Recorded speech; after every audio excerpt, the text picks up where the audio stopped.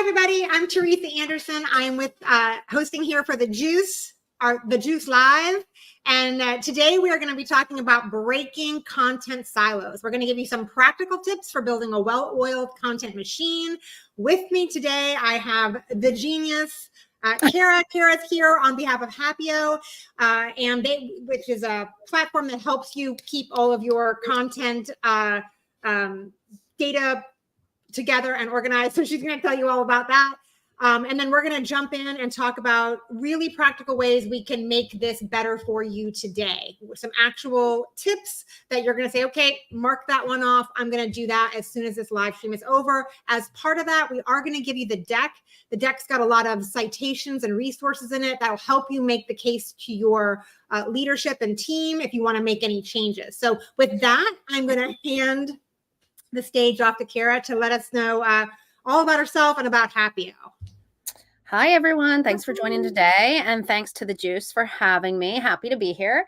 I am the senior marketing manager or content marketing manager at Happio. So Happio is an all-in-one AI-powered intranet platform that connects all of your knowledge, your internal comms, your people, your search, all in one place, which is great for breaking down silos. And I think I don't know that I'm a genius, but I think that I can speak a lot to a big pain point that we all have as content marketers, which is how do we get everyone on the same page? How do we make sure that the assets that are being shared are the ones that are sanctioned? How do we keep ourselves organized? How do we keep our assets organized? How do we let other people know what exists? And how do we work better together? Because another thing we all know is that all roads lead to content. So it can get very complex and very hard to manage quickly, and that's not changing anytime soon. The amount of content, and with AI, how fast we can produce and create content is only going to exponentially grow from here. So best get it together now, right? Yes, agreed. And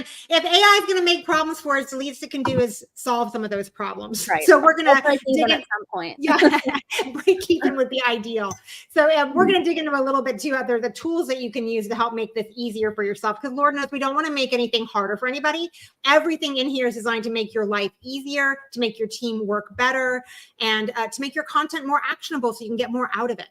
So let's jump into the deck. We're going to talk about kind of the state. We've touched on it a little bit today, but kind of here's a roundup of the pain points.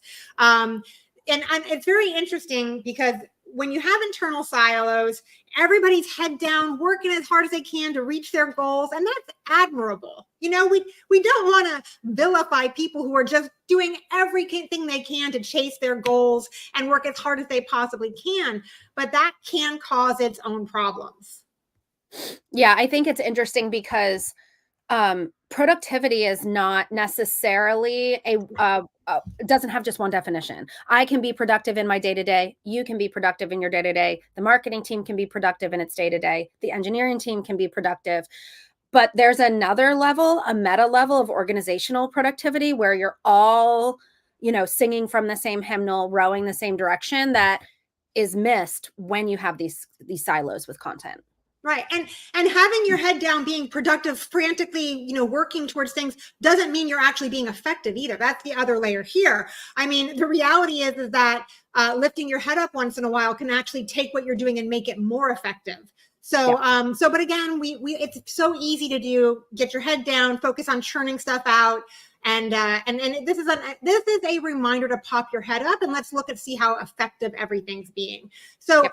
I would say that these next 4 bullets are self-examine. Is any of this happening at your organization right now?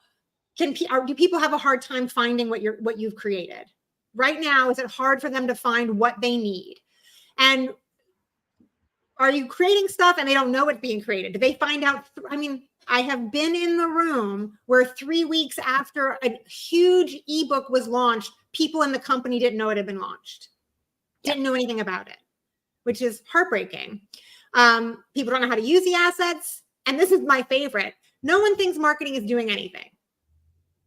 Yeah. My favorite one. Yeah. They all think we're just playing tiddlywinks in the corner. I don't know. Yeah. And I think too, it's like, no one can find existing content. Well, that's because it's not set up in the proper way and it's not communicated. So for example, with Happio, like that's why we have our knowledge base and our internal comms in one place, because then you can automate, it gives you the opportunity. And I think this is why it's important to have the best setup for your content repository, because then you have a one-to-many option where anyone can come and find it, and everyone knows that central source of truth is where they're going to find things. But then it also gives you the ability, when you connect that to your internal comms, to do more one-on-one and sort of be more proactive versus having people come to you and say, what do we have around this? Do we have a case study that talks about this? It's creating a more self-service environment that makes their lives easier, your life easier, and the organization more successful. Yeah. And I find that the sales team that has those immediate needs, they're literally in a conversation right now and they want to find something on this industry of this person that they're talking to. That kind of immediacy requires self-serve. Yes. And I think you touched on something very important: searchability. So having all of your items in like Drive files, yeah, you can search, but like, how many different versions are you going to find? And I think it's important to be able to search for sales, having some type of solution there.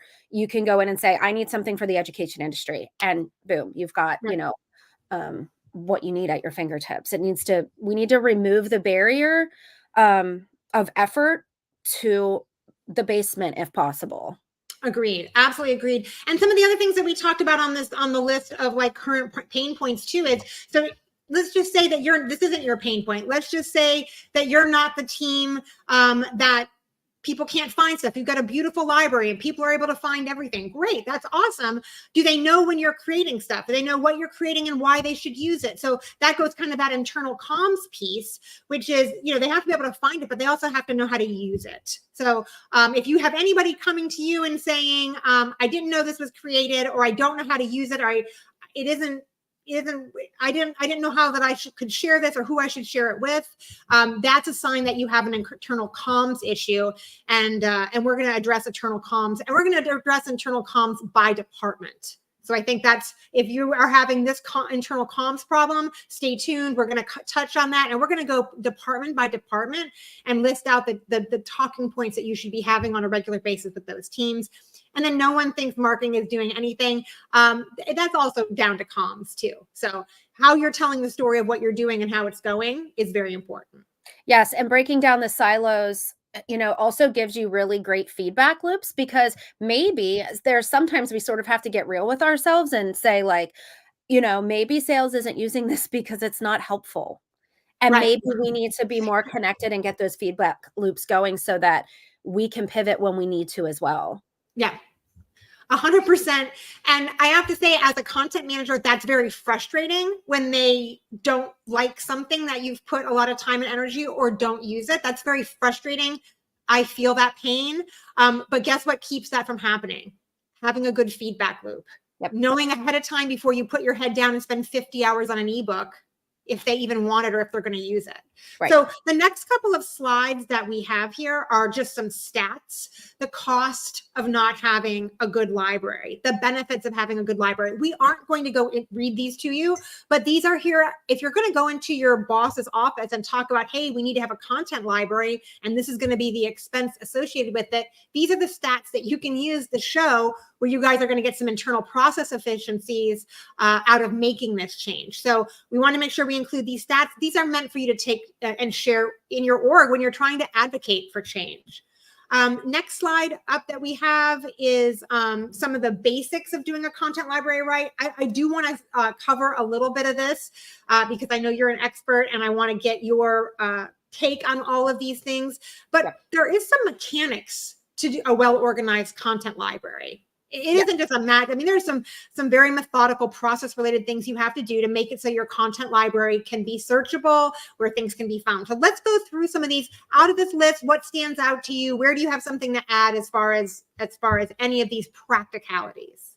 Yeah, so I'll start by saying, kind of back to the slide prior, which you don't need to pull it up or anything, but in general, when it comes to content, this is a marriage between data science and art. And chaos costs money. I always just remember that. There's a cost to chaos. in terms of time, in terms of resourcing, it costs money. Complexity costs money. Content is the fuel to the entire buyer journey, user journey, customer journey, the whole thing. So from start to finish, you need to be fueling that or you're going to run out of gas, right? So when it comes to the mechanics of all of this, I think the most important thing is that you have somewhere, number one, somewhere where everything lives that is sanctioned and approved, that is on brand, that is searchable. Like I said, to lower that effort that it takes to get the things that you need, because that's what powers your day. It's extremely demotivating to, as using sales and as an example, or SDRs, like it's really hard and frustrating and demotivating to spend a majority of your time finding something you need to then take the next step. So having this type of like having your mechanics set up right, tagging and metadata for searching, making sure that the most up-to-date information is in a central place, and being able to search that by segment, is what people need to make their days continue on. And so it's really all about taking action. And I think when it comes to audits, that really reduces redundancy, like it says here, and it reduces duplicative efforts, and it helps you kind of cut off the fat that's not used, because sometimes that happens. It helps keep everything fresh. And only 43% of organizations have an established governance plan. A lot of times it's the wild, wild west. It's things in files, it's PDFs and email, it's you're losing knowledge across all of these different scattered locations. So having a centralized place and having a place where you can then internally advocate for your content through channels and internal processes takes it from being, I'll go look for something in this place, to this is where it lives and I'm going to find out about it, because there's also going to be distribution internally and advocation internally. I think that what you've described here and what this list describes too also builds trust. I think in the example that we used with sales, if they go to the Google Drive and find something, they have no confidence that that's the right version. So that's already upsetting and worrisome for them. So they don't have trust in the system.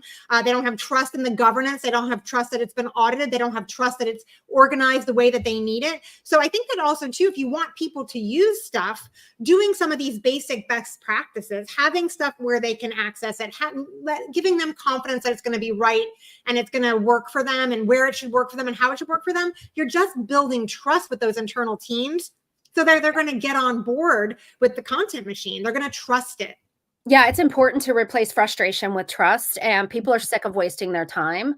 And like I said, the amount of content is only going to exponentially grow in terms of what we can produce as content marketers if we're doing things right.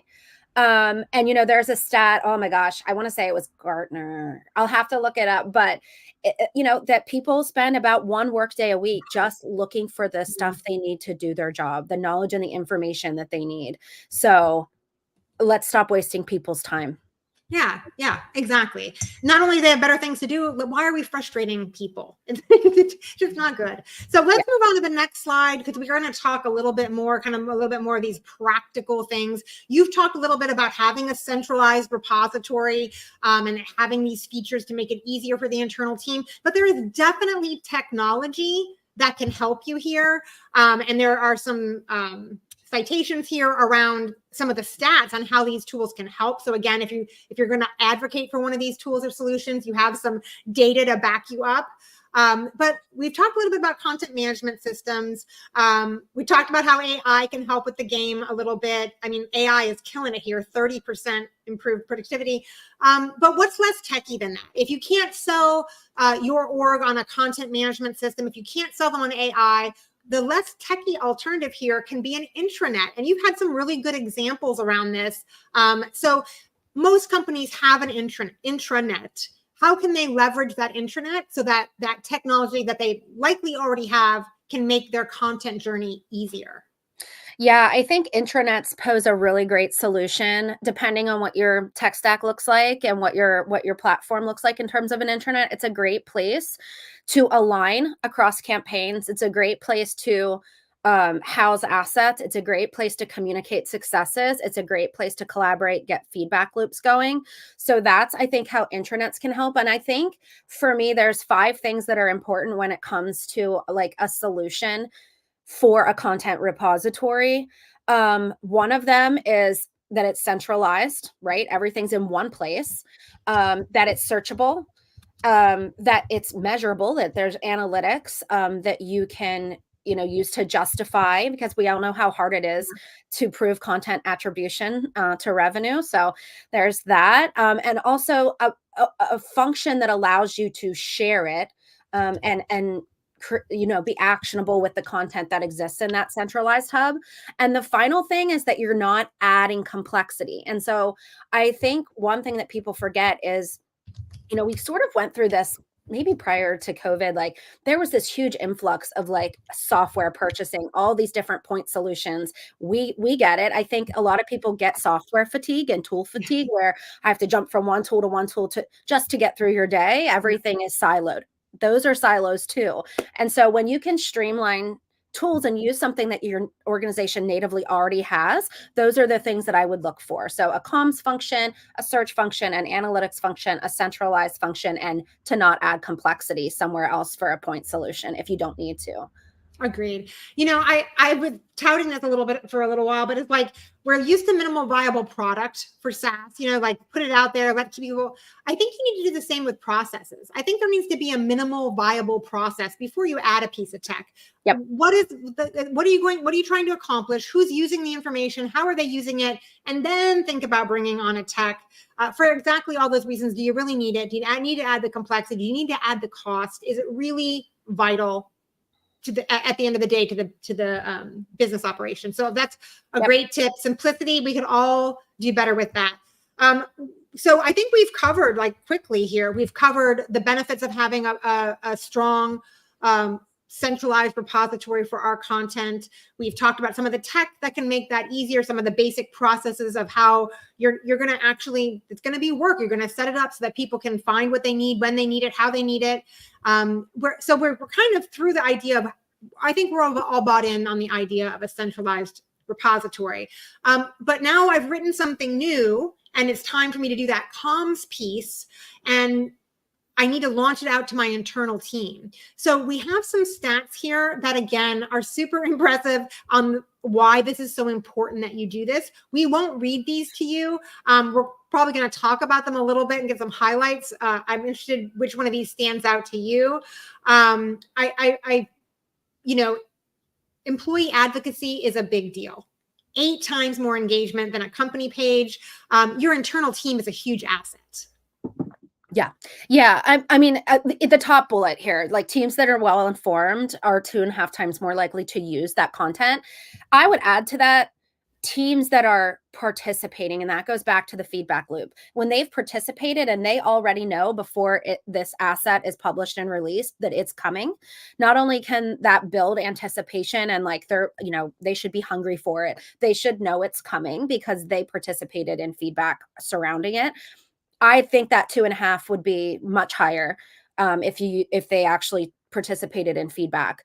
And then the second bullet, like definitely, going back to using an intranet, I think that intranets, if they have a good comms function, allow you to take sort of a zone defense. You have the one-to-many approach where it's out there as broad, as a bulletin board broadcasted for anyone to find it. But then it also gives you the ability to sort of segment and know, specifically SDRs are going to want to use this, or specifically, this CSM that has a customer in this industry is going to want this. It gives you the one-to-one and one-to-many capabilities. And the other thing about, having a centralized content repository within an existing intranet is that it's a place where employees are already engaged. Right. So all you're doing is leveling up that engagement. Also, too, I think of the options that we're given here: email, Slack, intranet. Intranet is the least noisy, typically. Slack can be very noisy. Email can be very noisy. If I log in to start my day and there's a notice there about this piece of content that I participated in that I knew was coming and now it's been launched and I know exactly where to find it, you've you've hedged your bets that I'm going to see this and know it's happening. A Slack announcement could very easily be ignored. An email could very easily be ignored, get lost in the shuffle. Yep. So I do love the idea of making sure that you're leveraging the intranet for that comms piece. Yeah, I would say, like, the way I think about it is Slack is for short-term conversations. Slack is where you share a really great article with a coworker. It's not where the article lives.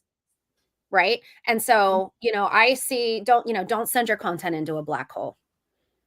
Yeah, 100% agreed. And it again, the problem with Slack too is it's a black hole for sure, because a lot of times I'm sharing this with someone privately and everybody else can't see it, or I'm sharing it just to one small group. And I have to tell you, having been in global remote organizations, that all channel, that where it blasts everybody, that channel is like the least channel that that's going to rise on my radar. I'm looking at my private DMs first. I'm looking at my group, my department's information, the projects that I'm on. But man, you start getting bigger than that, and it might as well not happen on Slack. Yeah. And, like that transparency, whenever you can distribute your content internally in the best way, that level of transparency begets organizational productivity. It helps productivity go from the individual level or the team level to this meta level. Yeah. And we haven't talked much about it, but especially with more complex products and more complex, content that's addressing more complex issues, there is an aspect of education here. And this could be the sales enablement team, could be educating the sales team on how a piece of content that the company has invested in, how they can use it, who they should use it with, when they should use it. But I don't think this happens enough. I don't think we educate internal teams enough, like with formal education. Hey, the sales team is going to get on an online meeting with the content manager, and they're going to walk them through this case study that we just completed, who it's going to go to, how they're going to use it, how we're going to be distributing it so they know if their audience has seen it or not. The list goes on and on and on. But that rises to the level, again, depending on the complexity, of actually having a training. Yeah. I think that's great. And another, I think anywhere that you can house your content where you can see that internal people aren't looking at it or how often they are, that's important. And I think advocacy is important too, and educating them on how to leverage it and why it was created to begin with. What was the purpose? What's the value? What are the key takeaways? How can they use it? I think that's really important. And I'm also a big advocate for like content bundles.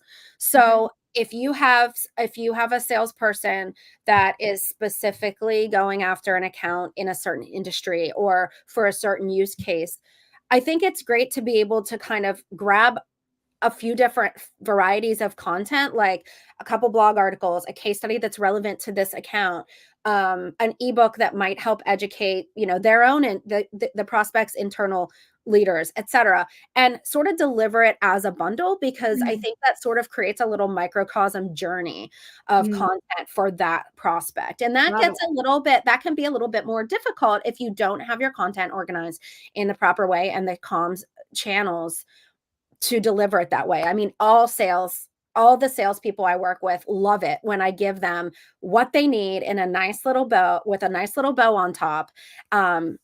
And it's easy to do because you've got your organization on point. Right. 100%.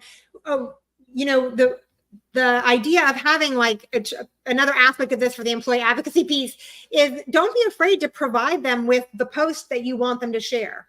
Yeah. Don't be afraid to share with them the ideal introductory email for this case study is this. You feel free to copy and paste this and customize it. So there's another way where you can, hedge your bets again that this content is going to be used because you've teed it up for them. You put it in a bundle, or you've pre-written the email, or you've pre-written the post, just making it as easy as possible for them to engage and magnify the influence of the content you've created. Yeah, absolutely. I mean, like I said, lowest barrier of effort for them to leverage, and content writing goes beyond what's going to be seen publicly. And it's really, just a really tactical example, if you have something that you want your internal stakeholders to share on LinkedIn, I always write a few different blurbs for them to use as the caption, like a really creative one, something a little more punchy or witty, and then, a standard boilerplate that they can use. Simple copy and paste, and you've got your reach for that asset across LinkedIn and Twitter or whatever, 10x. Right. Right. And definitely 10x over the actual company page posting it. Right. So every one of those people is so valuable to you as a content creator. So now we've done a pretty good job here, I think, in 25 minutes of covering like the library, launching that internal comms piece so that your entire team is activated about a piece of content that you've created. So now you've got your baby and it's all baked inside of your team. Now it's time to launch it out into the world and getting that content out externally. And I do feel like for content managers, this can be particularly challenging. A lot of times, again, especially if you're head down, just trying to crank out content and hit your deliverables, the default can be, I'm just going to put this content on the blog. And it's just going to go, I'm just going to go park it on the blog and hope my SEO gets it found. But there are a lot of options for launching content externally.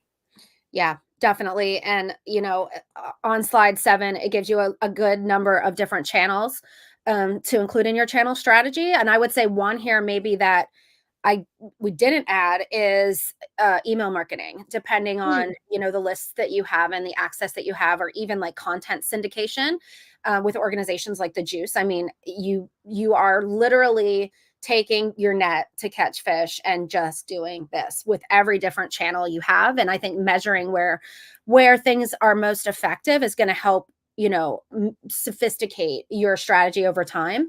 I think it's also really important to mention that like certain assets perform better in different channels, and you just really have to be obsessed. This is where the data science comes in. Like, be obsessed with which channels seem to be trending with certain formats, whether it's an ebook, whether it's a case study, whether it's a blog article, like a thought leadership article versus a listicle type article.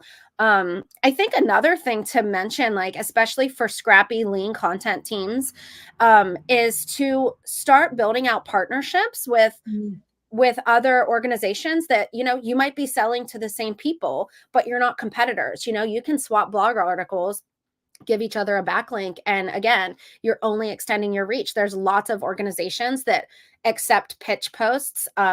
You pitch an idea, you do a guest blog, you can swap them, you can submit them for, consideration. You can submit op-eds, and it's a great opportunity too for your own internal leaders, your C-suite leaders, to start building out their own personal brands. So that's another idea that's not necessarily listed here, but so always be resourceful and creative in your non-paid channels as you are in your paid channels, and measure it all, because you might be spending more than you need to. And then one of my biggest things from slide 8 is repurpose. You want to get every mile you can out of every asset. If it's a blog post, you can pull some of the key takeaways or the quotes, make it into a quick graphic, whether you have a designer or you have a Canva account. Like, you can do that, and you can continue to scatter that content in a number of different ways, or make a quick video about it, about the same topic. So definitely repurpose. Otherwise, what you're investing in that piece of content or that asset, you're minimizing your ROI for that one asset. And when you do that for every asset, there's a multiplication factor that explodes the value.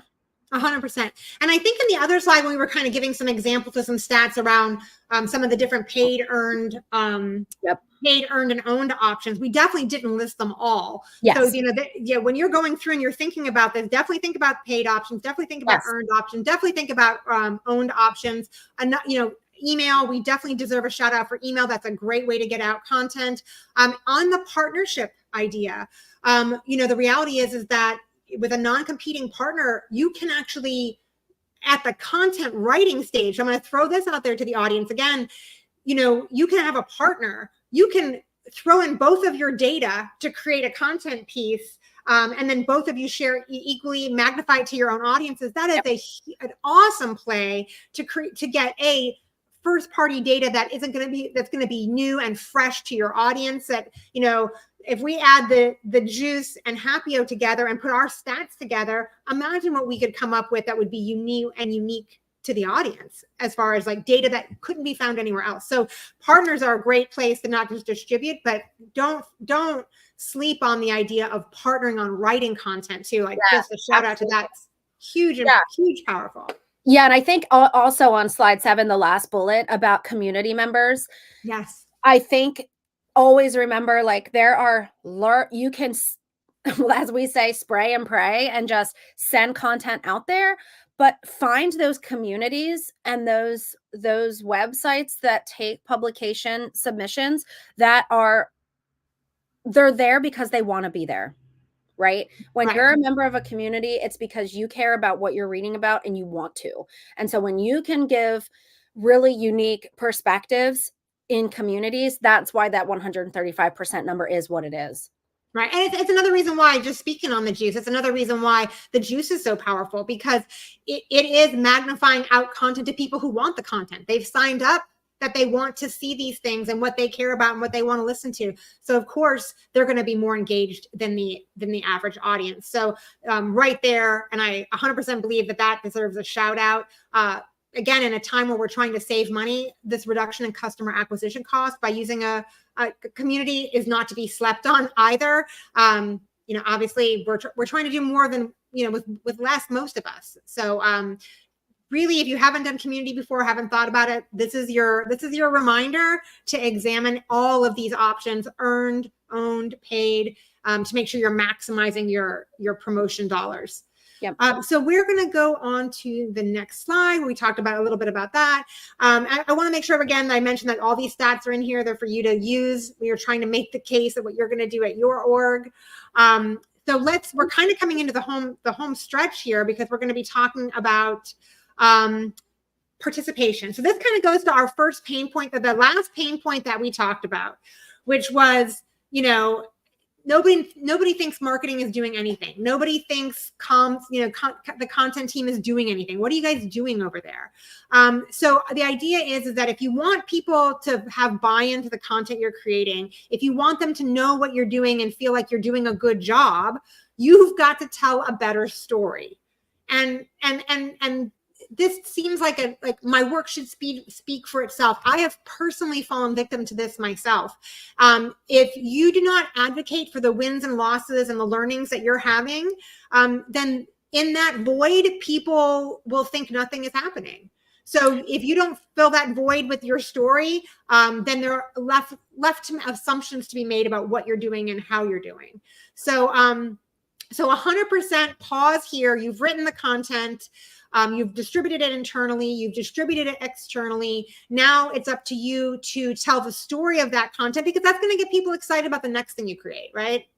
Yeah. I mean, just like any other job function, you need to prove your value. And I'm a personal believer that there should be no random acts of content. So if you are, it's like a random act of violence, right? Like if you are creating things for creating things' sake, it'll be hard to communicate the value. If you are working well without silos, you're getting feedback loops, you are generating value for the organization, it should be easy to speak to. And whenever you share that across your organization, again, you're replacing frustration with trust, and that trust leads to participation. And taking that a step further, that participation, then again, a feedback loop, participation from other thought leaders in the organization in the content production process. If they write blogs for the organization, if they provide quotes, if they help with webinars, if they're participating in this content function, you're increasing your content volume, and you're also bringing more diversified voices and perspectives to your content ecosystem. And that is only going to improve quality. And once you get that snowball rolling, you're making your job a little bit easier, because you're not just the only one cranking out content, which you want, because you want to have different voices, different thoughts, different perspectives, different flavors. So you're increasing value, increasing quality, increasing volume. So win. Agreed. And I want to I want to encourage everybody too. Like, I think there's a natural instinct to cover up our losses, to cover up our swings and our misses. And I think that if you don't address that head on with the org, if something didn't perform as well as you wanted it to, and you don't fill that void with a learning, you're missing a huge opportunity to protect your credibility. It is. Right. We're all fine with a swing and a miss. We're all fine with a loss as long as there was a valuable lesson learned. So I think that where it's, where the idea is put your head down, crank out some more. People won't know that one didn't do what we wanted it to do. I think that's a missed opportunity to build trust. Yeah. I'm transparent about my wins. I'm transparent about my losses, but I am very upfront with what I've learned. Pros and cons. What have I learned? Everybody wants to see that from the content team. Yep. And it's a really great way to decide how to adjust your sales. Here's what I'm not going to do again. Right. Or here's what would have helped differently. Have that post-mortem closed, it's a closed loss piece of content. And I think it does build trust because I don't know many, professionals outside of marketing teams that just want content to sit on Mount Olympus and give them what they think they want, right? Like they want useful, they're hungry for useful content. So when you can say this wasn't it, even if you did get participation and feedback from other, teams, it just wasn't it. So right. We picked the wrong channel. We picked the wrong partner. Here's what we've learned. Here's what we're going to do differently. Here's an example with this next piece. We're going to make these changes. I think that is a story that people are hungry for internally, and we don't do enough of it. And it's easy to skip because we don't want to shine a spotlight on our failings, but man, do you build trust by doing it. So now we're going to come to the part of this where I was, promising this when we kicked this off. Yes, you have to do internal comms, but you also need to do, each team kind of needs to hear something different. Yep. So I think that we put a slide up here that goes through each team, your sales team, your product team, your customer support team, your finance team. Nobody thinks about updating finance with what they want to know about content projects. And then this, in general, the leadership team, what did they want to know? So this list is very specific. We can give you some examples of like what this could look like if there's any questions here around maybe some of the details on what each of these teams wants to hear. And on this list, I think that the one to pay attention to that maybe you don't think about is the finance team. I think a lot of people don't realize that the finance team usually has more influence than you think. And they are very vested in knowing that the money being spent on content is performing and doing well. Yeah. Yeah. And this goes back to what I said earlier, like you've got the one-to-many and the one-to-one. So one-to-many, you definitely want to broadcast your stuff to the org, your assets to the org, but then you need to take it down a little bit and sort of cater to the different teams. That also builds trust team to team, and it breaks down silos because then they have not only the visibility into what's happening, but they have the opportunity to share back in a feedback loop, and they know that you understand what they need. And they're getting their information through a lens of what's important to them and relevancy to what they do every day. And, everyone wants their work life and their day to day as easy as possible so that they can be more successful, because time spent doing anything other than revenue generating activities is cost lost to chaos. Right. And I think that this doesn't have to be crazy complicated. You don't have to. I mean, it's awesome if you want to write an individual message to each of these teams, that's great. But just think about it when you're making the announcement or the retro on how a piece of content did its first week of launch or second week after launch. These can just be bullets that you hit. Make sure you hit all of these bullets so that each of these teams has something relevant to chew on that's relevant to them on this piece of content that you've created. So these can just be 5 bullets, one for each of the teams that, gives them a little bit of something that they need and find relevant to their jobs. So again, feel free to steal this and use this as a checklist and download it and put it on your desk. Here are some options too on slide 11 about how they need to hear it. So what's the cadence and what are the channels and the formats that your audience, your team, what do they like the best? What do they need to hear? And again, your team, maybe you all sit in the same office. maybe you're global or remote. That's going to affect how often and how they hear a message. So I'm a big fan of the weekly update and the monthly meeting. But what have you find that works best for you? I think what's worked best for me is number one, being consistent and with these cadences. And number two, I think people think in the process in sort of a chronological sense, like what has happened in the past month, what are we working on now, and what's the plan for the next quarter. So give them like a past, present, future. That's more digestible. I do think that weekly and monthly and quarterly is a really great cadence. And I have to double down on, like, don't overcomplicate this. You don't want this to take up a majority of your time. Right. 9 times out of 10, I feel like a lot of content marketers I've come across are like making it way more difficult than it needs to be. And one thing that's great about Happio is like when you can mark an announcement, you can have people mark it as read. So like this is acknowledged. And there's that culture of accountability where I said it, you understood it, you recognize that this is existing. And when you create that cadence, I mean, everyone's a creature of habit. Everyone is used to my monthly content updates in our Happio channels. They're ready for it. They know it's coming. They know the weekly is coming. Another cadence I would add on here that's a little bit more ad hoc. And you can decide what works for you in terms of channel and what your tech stack looks like. But I created a channel within our Happio instance called Recently Published. So kind of like a hot off the press. So I think that is exciting. I think it helps keep excitement up, and it lets people know this is fresh. This is brand new. What is it? Can I use it? It gives them that kind of beat. So I like doing that as well. It sort of breaks up the monotony a little bit. And it lets them know that day over day things are happening and that you're buzzing at in the content center. I love that. So I had an org that I worked with where we did the weekly updates of what we were doing, but then once a month, the CMO would do a video.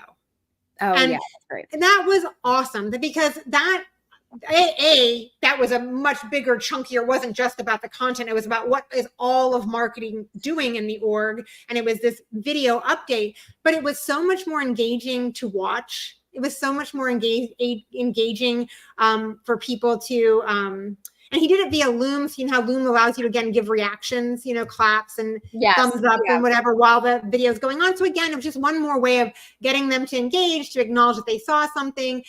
He would even say things like, okay, well, if you've heard, if we have in our meeting next week, if everybody's on board, make sure you hit the thumbs up button right now. So I know you've seen this. So that kind of stuff where you can get something interesting, something that gets them to engage. I've read this, I've seen it. I think all of that is really important when it comes to updates. So and you know what else?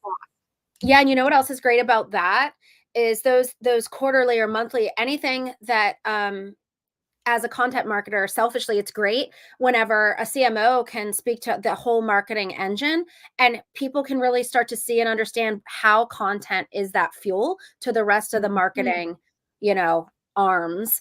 And it really shows from a top level how it all fits together. And so it validates the need for content even more when you can have that communicated. Yeah. Oh no. And again, C-suite buy-in is always awesome if you can get it.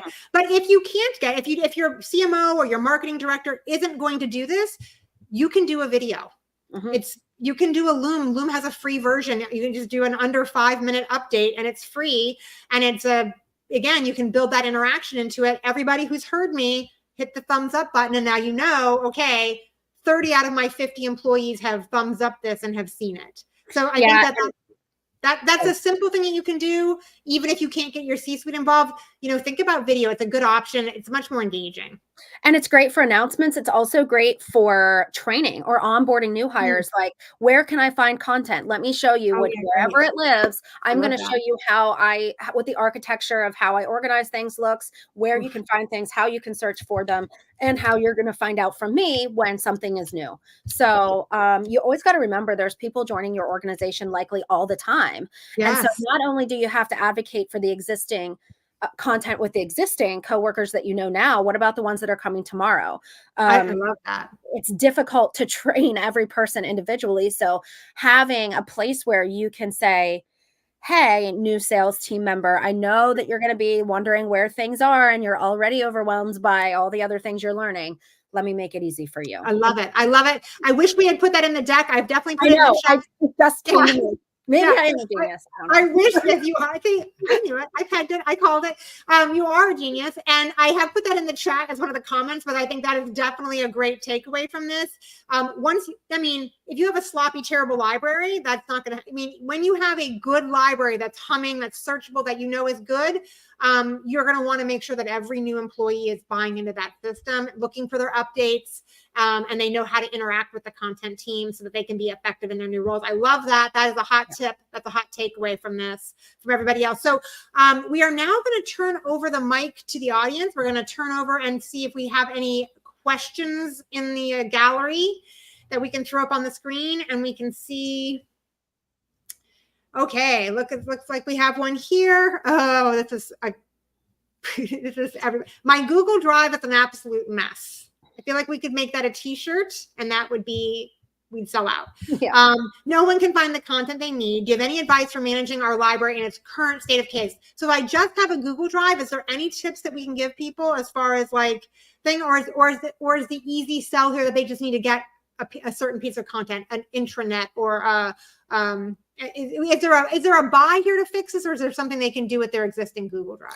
Well, if you have an existing Google Drive and you only have an existing Google Drive, that's pretty tough. That's putting you in a place where, you're missing out on a lot. You're missing out on analytics, number one.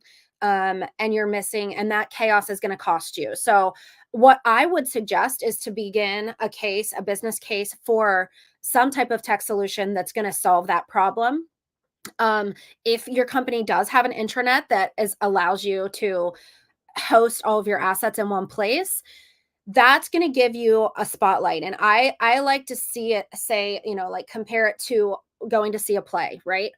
So behind the curtains, there's prop closets and ropes and lights and people changing costumes. There's a mess back there half the time, but that's not what your audience sees. Your audience sees a story. Your audience sees the best of the best out front doing what they need to do. And so a really good intranet or a really great content repository is going to shine a light on what's the most important and surface that for consumption versus frustrating for you as a content manager to keep this organized, keep it up to date, maintenance it, and not even be able to measure it. And it's less frustrating for, internal stakeholders that want to actually absorb and leverage the content. So I would say hygiene is less important when you have a place to host your stuff that's going to shine that spotlight. If you don't have that option, then, I would take the steps to making a business case to get the proper technology in place. Right. And I would say if you just have a Google Drive and you want to make a difference today, think about your naming convention. Because I think that if you can come up with a solid naming convention, that everybody knows this is the order of the naming convention, this is what it will look like when it's the final. And you can at least start there today with making a difference with what you have.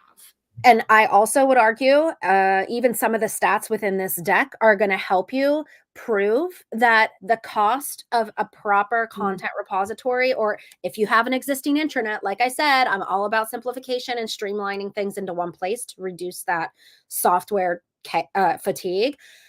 I do truly believe that you're losing more money through that disorganization than what the cost of the proper solution would be. So it's really all about like that total economic impact and building that business case to get yourself the tools that you need. 100%. 100%. I mean, that's definitely the direction you have to move in. There are things you can do to make your Google Drive a little less chaotic, but yeah, definitely it by itself will not be the long-term solution to this. Yeah. So any more questions? Maybe we've got one more we can do before we can make time.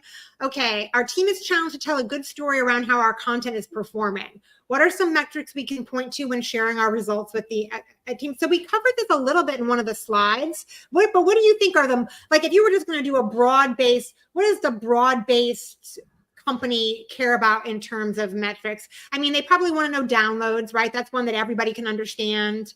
Everybody can understand downloads. Oh, you had mentioned in the green room too about the number of contacts that were gained from. Yeah. So that can be a great metric that the entire org can understand. It's not department specific. You know, hey, we added 100 new contacts from this piece of content. We had it downloaded 300 times. Those are good. I think those are ones that everybody can understand. Anything else I'm missing? Yeah, I mean, I think in general, my biggest point to drive home to leadership is that content is an investment and that content is part of this journey. So like I've said from the beginning, it fuels the entire journey. So it's sometimes very difficult to say, oh, someone read that blog post and that's definitely why they bought this product. Like that's just not possible, really, unless they physically tell you that. Now, what you can do is show content's influence and impact. So one thing I like to look at is out of all the closed deals for the quarter, how many of them looked at least one blog throughout their journey? Doesn't matter when. Right. How many of them looked at a blog? How many of them, which forms did they download? You know, what were the actions that they took? And then also, yes, if a piece of content that you've created is the first action that new contact has taken to get them into your CRM, that's a lead. Your content, that's a direct, that's not influenced. That is a direct, your content created this lead. Pretty straightforward. Beyond that, definitely, I think there's like we just don't ask. So you don't know what you don't know. I always ask my sales team. I'm in there weekly, every week, and I'm like asking them in, you know, of the accounts or prospects in the pipeline, what have you given them? What was their feedback? It's a little time consuming to collect that anecdotally, but it's important. You can mark it down and you can have it in your presentations in terms of, we know that these prospects engaged with this content. We know the sales team is using this content. And I think beyond that, conversions are great. Like, what did they do next? Look at that journey. And if you can show that 80% of closed won deals for the quarter looked at blogs, that gives you more of a reason to focus on that versus maybe something that they're not doing. Are they engaging with your LinkedIn posts? Okay, well, then you can see where you need improvement and you can see and lean into what's working. Yeah, I think that a lot of this information too is going to be found in your CRM. So I think that don't miss out that part of the results that you're going to share with your team internally are going to come out of the CRM. And don't be afraid to create a custom field that captures something related to content if you need to, if that's the story you want to tell. I've had a sales team before that when they would send an email and attach a blog to it or a content asset to it, we had a little box they could check. And that way we knew, you know, that this was something that they were sending out with, you know, to a prospect. So, you know, those are alternatives that you have. If you have a CRM, there's a lot of data in there, and you can also add data. Don't be afraid to put data in there that you need. Yeah, absolutely. I mean, educate yourself in terms of whichever CRM you're using. If you don't know it, learn it, because it's going to take you a lot longer to work with any analyst in the organization. If you can self-teach, or if you can teach yourself or learn through upskilling how to do those things yourself, you can build a great story, metric story. And another one that I just thought of that's really good. I don't know. I mean, we use HubSpot, so you can build out a report that kind of shows different actions in stages. So step 1, they did this, 2, 3, and it'll show you the time. So if you can show that through content, you're able to shorten sales cycles and you're able to shorten the time, from the time they read a blog till the time they booked a demo, when that shortens, you've got a quicker engine running, right? Love it. Yep, and quicker is more efficient and is going to get you better outcomes. We are at the end of this. I can't believe how fast It was fast. It was a great conversation. This all went by. We are at the point where we're sharing some additional resources. So again, this deck is meant to be an asset for you. It's going to give you some stats. It's going to give you some answers that you can bring to your team if you're trying to make a business case for an intranet or a solution or a change in process. But there's also some other stuff here that can help you. There's some guides around internal communications and intranet comparison guides.